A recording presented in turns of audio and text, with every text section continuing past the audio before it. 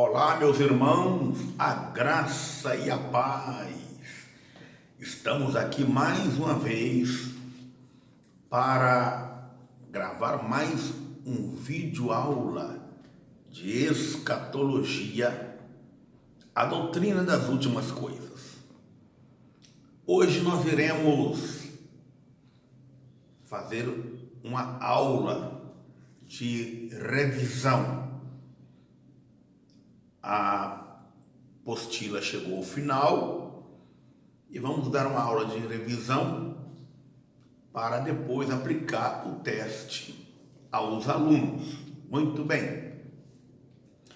Então, nós iremos, em primeiro lugar, vamos definir o que é escatologia. O que é escatologia? Então, a definição de escatologia, primeiro quero dizer que escatologia é a doutrina das últimas coisas, né? E definição de escatologia é que escatologia é o estudo daquilo que está por detrás das cortinas e que estão para acontecer no final dos tempos, segundo as Escrituras. É chamada a doutrina das últimas coisas. A palavra escatologia deriva-se do grego eschatos, que é último, e logia, estudos ou tratado de um conjunto de ideias sobre o fim do mundo. Logo, escatologia trata da vinda de Cristo, dos eventos que precederão a vinda de Cristo e da vinda do anticristo, da conversão em massa dos judeus, do povo de Israel, os judeus, da morte, da ressurreição, do milênio, do juízo e do estado dos homens depois do arrebatamento da igreja. Muito bem, então está aqui a definição de escatologia. Bom, na escatologia, nós estudamos livros de Apocalipse e também o livro de Daniel. E existe a chave do Apocalipse e as suas divisões. Eu estou agora na página de número 2 para falar da chave do Apocalipse, bem como as suas divisões. Há 4 interpretações do Apocalipse. 4 interpretações do Apocalipse. A primeira interpretação se chama a preterista, a interpretação preterista. O que é preterista? Todas as suas profecias já se cumpriram, todas já se cumpriram, uma grande parte nos tempos das perseguições do Império Romano. Neste ponto de vista, as profecias do livro não são mais profecias, porque já se cumpriram. Por isso é chamada de preterista. A segunda interpretação é a história. As profecias do livro serão cumpridas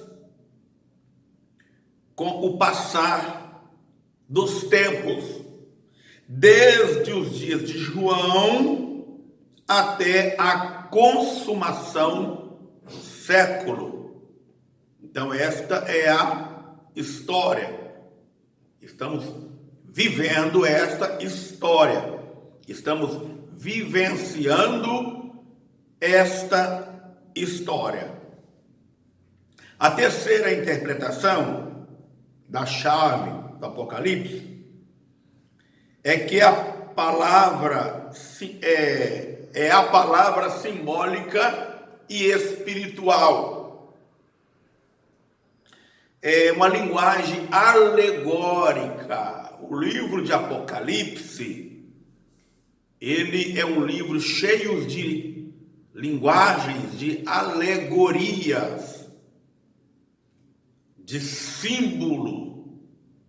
Então, tem muita coisa aqui que é simbólico, é alegórico. As divisões são consideradas como figuras de certas verdades. Então essa linguagem alegórica, simbólica, são a linguagem figurada de certas verdades. Muito bem. A quarta interpretação é a futurista. A maior parte da série de profecias pertence aos últimos dias, e nós podemos ver isto no capítulo 1, versículo 19, que o próprio Jesus Cristo dividiu o Apocalipse em 3 partes. Primeira, as que vistes. Segundo, as que são. Terceiro, as que depois destas hão de acontecer. Então o próprio Jesus dividiu o Apocalipse em 3 partes. Eis que também os eventos ainda futuros que João relatou no capítulo 4 até o capítulo 22, que é o versículo chave é este: eis que venho com as nuvens, e todo olho o verá, até quantos os traspassaram, e todas as tribos da terra se lamentarão sobre ele, certamente. Amém. Apocalipse 1, versículo 7. Muito bem. Então está aí a chave do Apocalipse. Nesse estudo de escatologia, ele deu-se o início, nós demos aqui o início à escatologia, a doutrina do fim de todas as coisas, começando a partir das 70 semanas de Daniel. Em Daniel, capítulo 9, versículo 24 a 27, encontramos o anjo falando a Daniel sobre as 70 semanas designadas por Deus sobre o povo de Israel e sobre a santa cidade de Jerusalém. Então, muitos acontecimentos escatológicos estão contidos nestas 70 semanas de Daniel, e o anjo dividiu as 70 semanas em 3 períodos, a saber, vamos estudar, vou falar, sobre esses 3 períodos das 70 semanas de Daniel, que foi dividida pelo anjo do Senhor. Primeiro período são 7 semanas, que são 49 anos. Segundo período, 62 semanas, que são mais 430 anos. E o terceiro período é o período de uma semana, mas é uma semana de 7 anos, que é os 7 anos aqui da grande tribulação. Muito bem. Vamos agora, vamos explicar mais ou menos aqui. As 70 semanas de anos, formando um total de 490 anos, desde desta 70 semana, 69 semanas foram,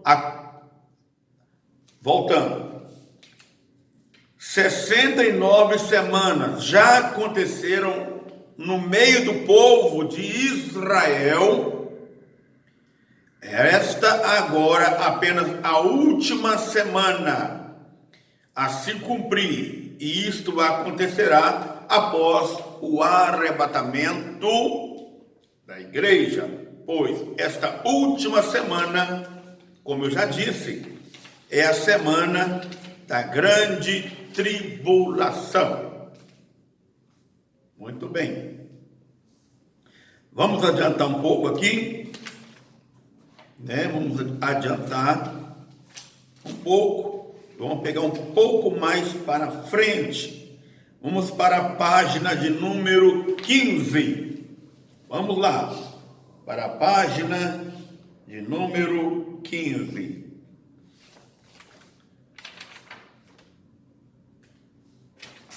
Muito bem. Página de número 15. Nós vamos falar aqui sobre existe duas teorias sobre a volta de Jesus. Uma é dos calvinistas,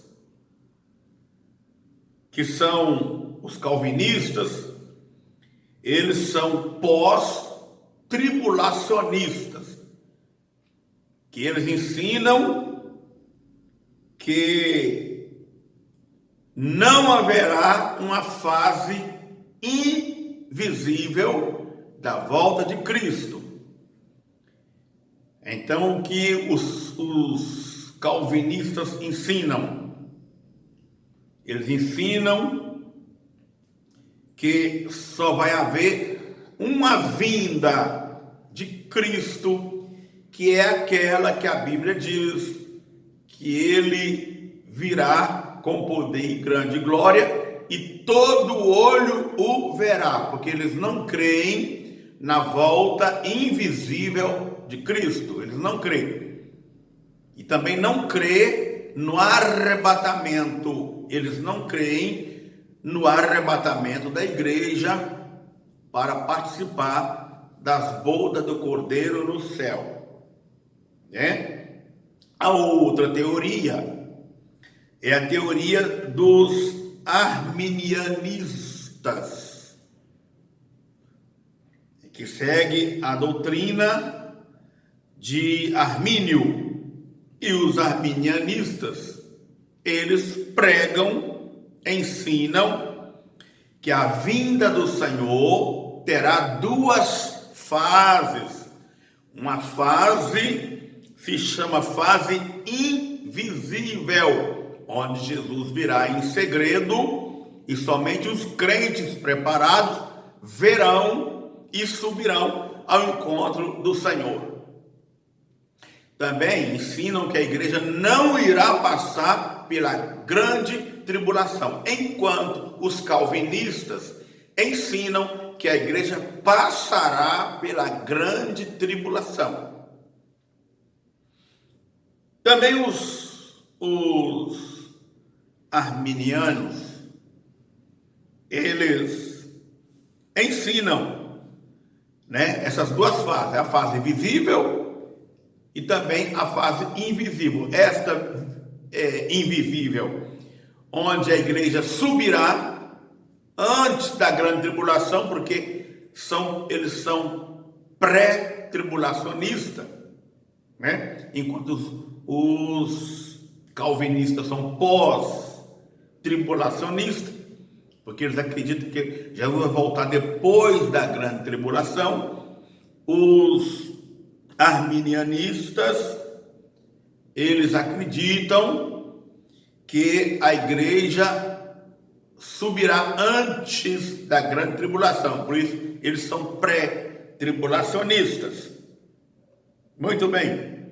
E que essa segunda vinda de Cristo, ela é invisível. E depois de 7 anos, que é os 7 anos da grande tribulação, então acontecerá a outra fase da vinda de Cristo, que é a fase visível, que é aquela que todo olho o verá. Muito bem.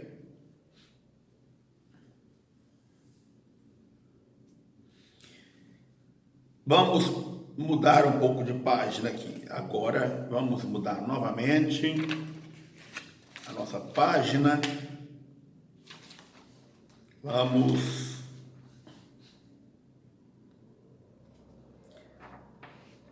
para a página de número 17. Página 17. Vamos falar um pouco aqui sobre a ressurreição. A Bíblia nos fala de 2 ressurreições. Está em Daniel, capítulo 12, versículo 2. A primeira se divide em 3 grupos. Em 3 grupos. O primeiro grupo já aconteceu na ressurreição de Cristo. Observe Mateus, capítulo 27, versículos 51 a 53. E 1 de Coríntios, capítulo 15, versículo 21 a 23. Este é o primeiro grupo. O segundo grupo ressuscitará no arrebatamento da igreja, como está em 1 aos Tessalonicenses, capítulo 4, versículo 13 a 18, e 1 Coríntios 15, 51 a 53. Aí agora vem o terceiro grupo, que ressuscitará no fim da grande tribulação, e que será aqueles que não adoraram a besta e nem a sua imagem, que está em Apocalipse, capítulo 20, versículo 4 a 5. Muito bem, esses 3 grupos fazem parte da primeira ressurreição. E Jesus disse na sua palavra: bem-aventurados os que fazem parte na primeira ressurreição. Apocalipse 20, versículo 6. E Lucas 14, versículo 14. João 5, versículo 29. Portanto, podemos afirmar que a primeira ressurreição estarão todos os que herdarão o reino de Deus e que serão levados por Jesus na sua vinda para o lugar onde está a nova Jerusalém. Na segunda ressurreição, tornarão a vinda os que recusaram a oportunidade da salvação, da porta da graça, a ressurreição, aqueles que recusaram a oportunidade de ser salvo enquanto a porta da graça está aberta. Então eles não aceitaram a salvação pelo mérito do sacrifício expiatório de Jesus Cristo.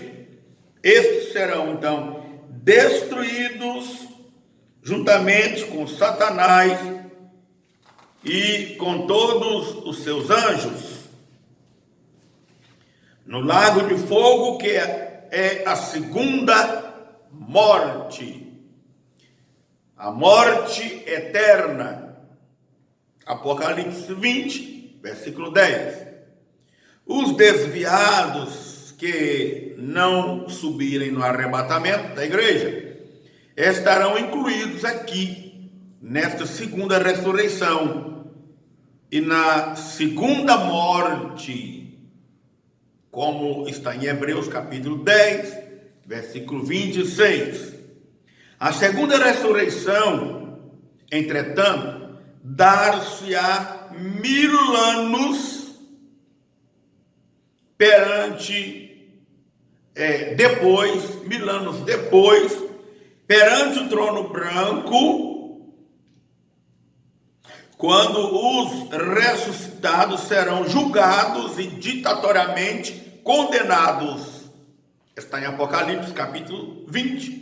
Versículo 12 a 15.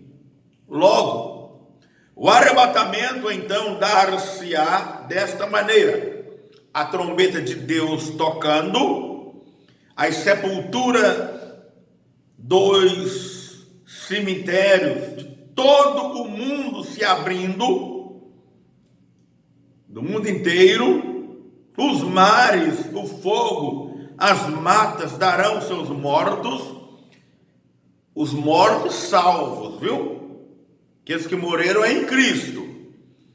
Os mortos ressuscitados e os vivos transformados, todos juntos subiremos ao encontro do Senhor Jesus nos ares. Será um momento inédito em toda a história da humanidade. E você, meu irmão, em Cristo, prepara-se e vigia e cuide-se, porque o momento está chegando. Não deixe o diabo te derrubar. Não se distrai com as coisas deste mundo, com os problemas desta vida.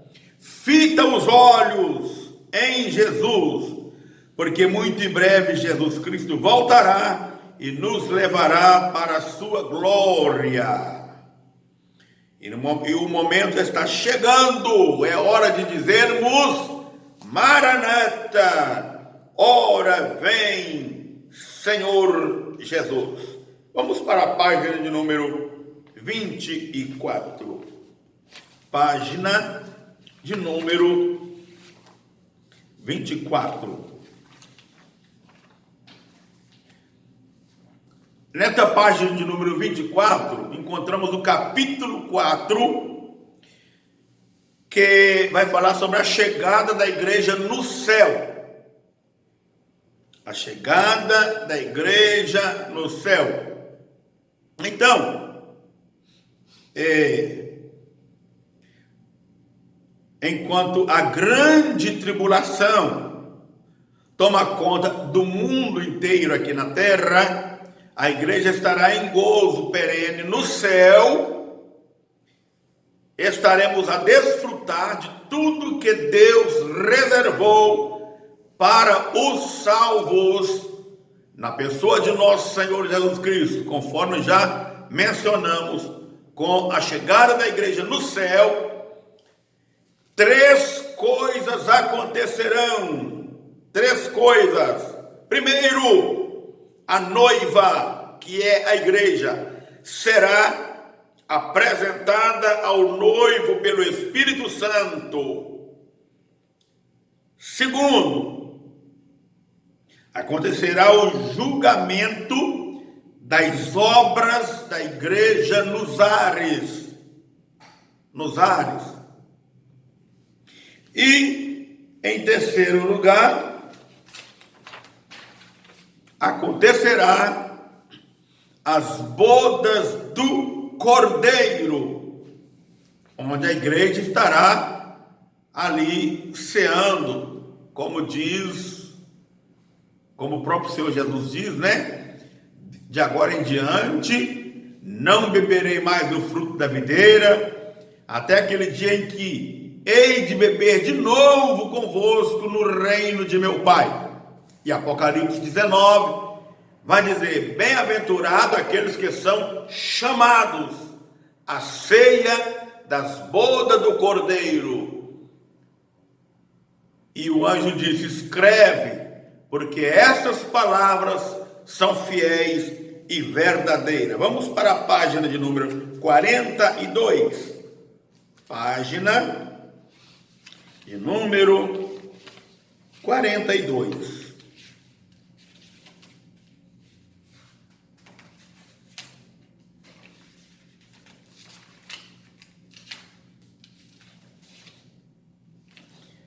Muito bem, então na página de número 42, que aqui está o capítulo 5, que vai falar da fase visível da vinda de Jesus, da guerra do Amargedon,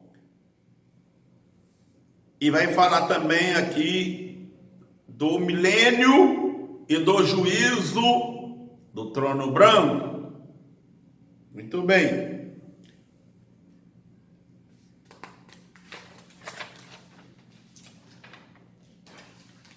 Então,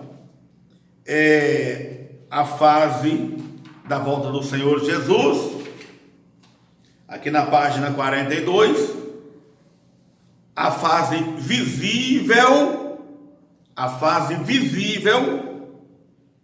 da vinda de Jesus, depois dos 7 anos da grande tribulação, após o arrebatamento da igreja, será confirmado a profecia de Zacarias 14, versículo 4 a 5, que diz: eis que é vindo o Senhor com todos os seus santos. E também o livro de Enoque, que está registrado em Judas 14, que diz: eis que vem o Senhor com milhares de seus santos. Então, descerá a igreja juntamente com Jesus, e aí se dará a segunda fase, a fase visível da sua vinda. E diz a Bíblia assim: então aparecerá no céu o sinal do Filho do Homem, e as potências dos céus serão abaladas. Mateus 24, versículo 29 a 30. E aparecerá Jesus com poder e grande glória sobre as nuvens, e todo olho o verá. Todo olho o verá. Apocalipse 1, versículo 7. Muito bem. Vamos falar um pouco sobre, agora, a guerra do Amargedon, que é o julgamento das nações. O julgamento das nações vai acontecer ali, logo após a guerra do Amargedon. Todos aqueles que perseguiram Israel durante a grande tribulação serão, neste momento, destruídos, no momento em que descermos e pusermos os pés sobre o Monte das Oliveiras. Os judeus perguntarão a Jesus: que feridas são estas em tuas mãos? E Jesus responderá: são feridas com que fui ferido aqui na casa dos meus amigos. Zacarias 13, versículo 6. E aí então, que os judeus entenderão que aquele Messias que eles mataram lá na cruz do Calvário, que eles crucificaram, é o mesmo Jesus que está agora descendo para salvá-los dos seus inimigos ali no finalzinho da grande tribulação. Diz a Bíblia que haverá um arrependimento nacional e os judeus chorarão como nunca choraram. Eles chorarão como na morte de um primogênito, de um unigênito. Zacarias 12, 10. Neste momento, então, terá terminado a grande tribulação e os judeus serão socorridos pelo auxílio divino e se dará o julgamento das nações. O Monte das Oliveiras, onde poremos os nossos pés, Jesus também colocará seus pés sobre o Monte das Oliveiras. Ele apartará um lado para o outro, e no meio aparecerá um gigantesco vale, como está escrito em Joel capítulo 3, versículo 2. E aí o Senhor congregará todas as nações, fazendo-as descer ao vale de Josafá, que pode ser chamado também de o vale do Senhor. E ali ele julgará as nações por causa de Israel. Mateus capítulo 25, versículo 31, 46. Pondo então aqueles que maltrataram Israel à sua esquerda, e aqueles que defenderam Israel na sua direita, e dirá aos da direita: vinde, benditos de meu Pai, possuí-lo por herança o reino que vos está preparado desde a fundação do mundo. E os que estiverem à esquerda, ele dirá: apartai-vos de mim, malditos, para o fogo eterno, preparado para o diabo e seus anjos. Então isto nos mostra que essas nações que perseguiram Israel, no mesmo instante desaparecerão do mapa. A partir de então, aqueles que defenderam os judeus entrarão com os judeus no milênio e participarão da glória celestial aqui na terra. Estas nações que defenderam os judeus não quer dizer que elas estão sendo salvas. Não, para sempre. É um prêmio, é uma oportunidade que Deus vai estar dando a estas nações de entrar no milênio para ouvir o evangelho ser pregado da boca dos próprios judeus, o evangelho do reino, porque a igreja prega o evangelho da graça. Da graça. Eu já ouvi muito pregador dizendo: enquanto o evangelho da graça, o evangelho do reino, não for pregado em testemunha todas as gente, a igreja não vai ser arrebatada. Isso aí estão equivocados. Que a igreja não prega o evangelho do reino. Ela prega o evangelho da graça. Quem vai pregar o evangelho do reino é Israel. São os judeus, né? Então as nações entrarão ali, que defenderam os judeus. É uma recompensa por ter defendido os judeus no período da grande tribulação. Então Deus vai dar uma oportunidade deles ouvir o evangelho e eles converter a Cristo e alcançar a salvação. Amém. Vamos passar agora para falar um pouco aqui sobre o milênio e o trono branco. O milênio. A Bíblia diz: naquele dia o Senhor será rei sobre toda a terra. Um só será o Senhor e um só será o seu nome. Zacarias 14, versículo 9. A primeira medida que Jesus tomará após ele entrar ali no milênio para reinar, será prender Satanás por 1000 anos nas profundezas do abismo. Apocalipse 20, versículo 1 e 2. A Bíblia dá pelo menos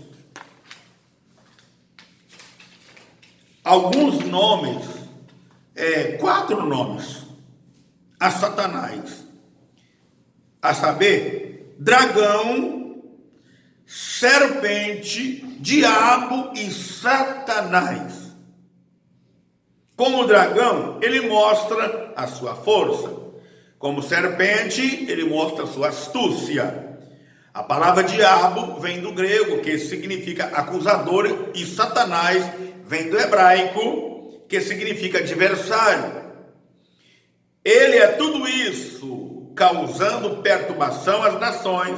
Daí é necessário de estar preso para que haja paz no vale do Senhor.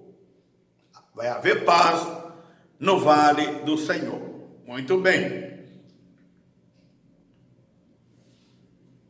Então haverá entre os homens, também haverá paz. As nações não aprenderão mais a guerrear, e as armas de guerras serão transformadas em ferramentas de trabalho, como diz Isaías, capítulo 2, versículo 2 ao 5. Podemos ler também Isaías 65, versículo 20 a 25. Também a Bíblia diz que nas praças de Jerusalém estarão cheias de meninos, de crianças e de velhos. Os velhos aproveitando a hora de lazer e as crianças brincando em total tranquilidade, como está em Zacarias 8, versículo 4 a 5. As crianças brincando em total tranquilidade, porque não haverá violência, não vai ter ninguém ali para raptar a criança, para fazer mal às crianças, e também os velhos estarão ali, né? Então, nós observamos que Zacarias também falou algo sobre isto no capítulo 14, versículo 8, dizendo que de Jerusalém sairão águas vivas, irá metade para o mar oriental, e que é o Mar Morto, e metade para o mar ocidental, que é o mar Mediterrâneo. E lá, no Mar Morto, dará peixes como do Mar Grande. Este Mar Grande que Ezequiel fala é exatamente o Mar Mediterrâneo. Então aqui também fala que no milênio, quando uma pessoa chegar à idade de jovem, da juventude, ele está completando 100 anos. Então, com 100 anos,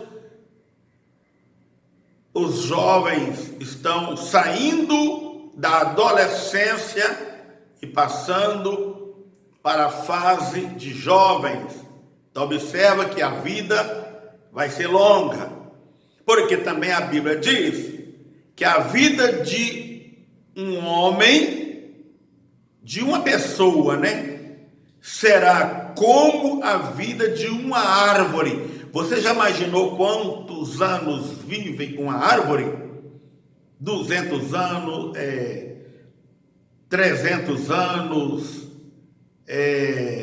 500 anos, 1000 anos, 3000 anos, e muito mais do que isso, tá?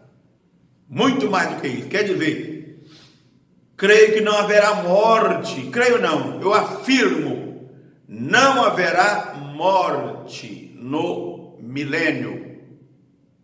Assisti uma reportagem na televisão essa semana, onde mostrou lá uma árvore, que a idade dela é de 3000 anos. Então, se a idade do homem vai ser como a idade de uma árvore, então ele vai viver muito, 3000 anos, e assim sucessivamente. Apesar que o milênio é só 1000 anos, né? Mas depois do milênio, quem viveu no milênio e adquiriu a salvação, vai continuar vivendo. Não haverá morte, está na Bíblia. Lá não haverá morte, no céu não haverá dor, nem pranto, e assim sucessivamente. Depois, no finalzinho do milênio, o que vai acontecer? O juízo final, o juízo do trono branco. As nações que vierem do milênio serão conquistadas por Satanás. Quando, no finalzinho do milênio, então Satanás vai ser solto. Vai ser solto.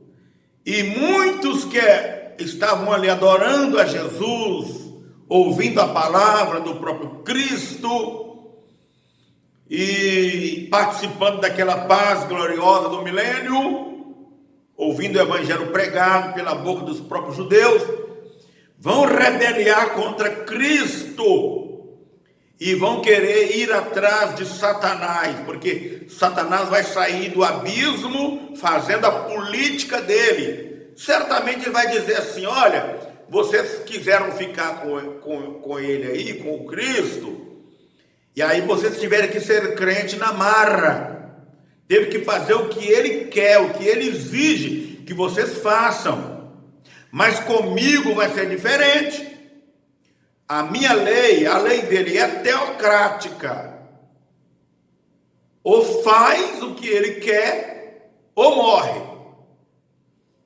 Mas, quem quiser passar para o meu lado, a minha lei é democrática. A minha lei é democrática. Vocês poderão fazer o que quiser. E muitos vão sair de lá e vão seguir Satanás, e eles irão então ao encontro a Jerusalém, juntamente com Satanás, para tentar destruir o arraial dos santos. Mas descerá fogo do céu e derrotará todos eles. Neste momento, Satanás será lançado então no lago que arde com fogo e enxofre, onde já estarão a besta e o falso profeta. Apocalipse 20, versículo 10. Logo após o milênio, dar-se-á a segunda ressurreição. Lembrando que nessa segunda ressurreição vai ser para julgamento final. Anteriormente falamos que a Bíblia nos fala de duas ressurreições.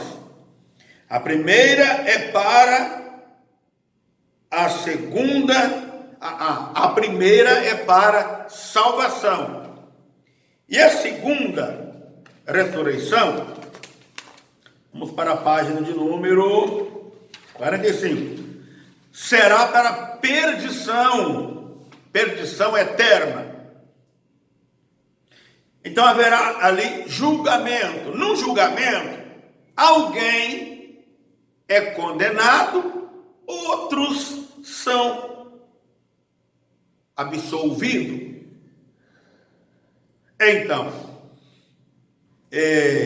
eu creio que nesse julgamento, aquelas pessoas que nunca ouviram falar de Jesus e morreram no tempo da inocência, sem saber, sem ouvir falar de Jesus, o Jesus que salva, vão ter a chance de ouvir o evangelho pregado ali por Israel, apontando para o Cristo, com as mãos marcadas do cravo, do Calvário, e muitos aceitarão a Cristo e serão absolvidos. Outros que ouviram falar de Cristo, mas não quiseram dar crédito, então serão ditatoriamente condenados e lançados no inferno. Isto acontecerá então ali no julgamento do trono branco. Ali o livro da vida será aberto, como a prova de que o nome daquela gente não estava ali. O julgamento é para que cada um receba maior ou menor punição. Se não fosse para cada um receber uma punição diferente, um receber mais calor e fadiga de fogo, outros receber menos calor e menos fadiga de fogo, não precisava de julgamento. Bastava apenas Jesus pegar todo mundo, empurrar para o inferno e estava tudo resolvido. Mas como Jesus, ele é justo, então ele vai fazer ali o julgamento para determinar o calor de fogo que cada pessoa vai sofrer como punição ali no inferno. Mas, infelizmente, estarão no inferno. Jesus comprova isto fazendo um discurso ao povo em Corazim e Betsaida, quando ele diz assim: ai de ti, Corazim, e ai de ti, Betsaida, naquele dia haverá menos rigor para os de Tiro e Sidom do que para vós. Está em Mateus, capítulo de número 11, versículo 21 e versículo 22. Também você pode ler o versículo 23 e o 24 também. Isto é um sinal de que o fogo do inferno virá com mais ou menos rigor, de acordo com o que a criatura houver praticado aqui na terra. Quem mais pecou, mais calor terá e mais fadiga. Entretanto, o calor será eterno. Apocalipse 20, versículo 10. O julgamento tem uma finalidade, é especificar o rigor de cada pena e para toda a eternidade, Terminando o julgamento terrível, todos aqueles que ali estavam, com exceção daqueles que foram absolvidos, serão lançados no lago que arde com fogo e enxofre. E a seguir, provavelmente, naquele tempo, os anjos ali também serão julgados, aqueles anjos terríveis que se rebelaram contra Deus, que está descrito lá em 2 de Pedro, capítulo 2, versículo 4, e Judas, versículo 6. Terminando tudo isto, o céu e a terra passarão com grande estrondo, e os elementos ardendo se fundirão, como está em 2 de Pedro, capítulo 3, versículo 12. Daí para frente surgirá novos céus e nova terra, onde habita a justiça. 2 de Pedro, capítulo 3, versículo 13. E também Apocalipse, capítulo 21, versículo 1 a 8. Também está em Isaías 66, versículo 22. Começa aqui, propriamente dito, o dia de Deus. Por que dia de Deus? Porque é a eternidade. A eternidade é chamada de o dia de Deus. Então Jesus devolverá o reino ao Pai, segundo o que Paulo ensinou em 1 aos Coríntios, capítulo 15, versículo 24 a 28. Então, uma nova era vai começar. Uma nova era, um novo mundo vai começar. Aquele desejo que Deus tinha de ter uma terra como era o jardim do Éden, no tempo da inocência, que não havia pecado, mas infelizmente o homem pecou e o sonho de Deus ali não se cumpriu. Então agora, depois do milênio, vai se cumprir o sonho de Deus. Haverá agora uma nova terra, como era o jardim do Éden. Vai agora começar esta nova era, uma nova terra, um novo jardim, um novo, por que não dizer, um paraíso, um céu. É um céu na terra, um paraíso. Então, vejamos que esta nova era começa uma eternidade de gozo, de paz e de alegria no Espírito Santo de Deus. Neste tempo, céus e terra hão de ser a mesma grei, ou quer dizer, tudo a mesma coisa. Aí muita gente diz assim, eu não vou morar no céu, eu não vou morar no céu. Nós não iremos morar no céu. Você sabe o que é céu? Você sabe definir o que é céu? Céu é lugar de gozo, é lugar de delícia, é lugar onde existe paz, justiça, comunhão uns com os outros, onde não há violência e não há guerra. Céu é um lugar de tranquilidade, de felicidade. Isto é céu. Isto é céu. Céu não é só aquele que está lá em cima, não. Deus vai trazer o céu aqui para baixo, para a terra. Um jardim, um paraíso. E é lá que nós iremos viver. É lá que nós iremos viver, na Nova Jerusalém, que é um novo jardim, como se fosse o jardim do Éden. Muito bem.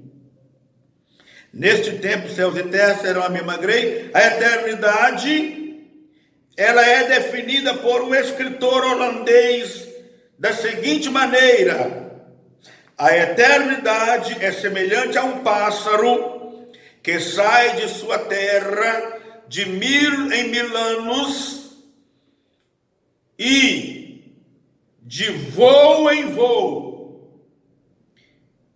Ele está ordenado a aplanar as mais altas montanhas do mundo. E quando houver conseguido isto, terá passado apenas 1 minuto da eternidade. Que esse estudo, meus irmãos, escatológico, venha servir para a edificação da sua fé. E eu deixo aqui um conselho: prepara-te. Aquele que dá testemunho destas coisas diz: certamente cedo venho. Amém. Ora vem, Senhor Jesus. Deus seja louvado. Amém. Fica aqui o meu estudo. Deus abençoe.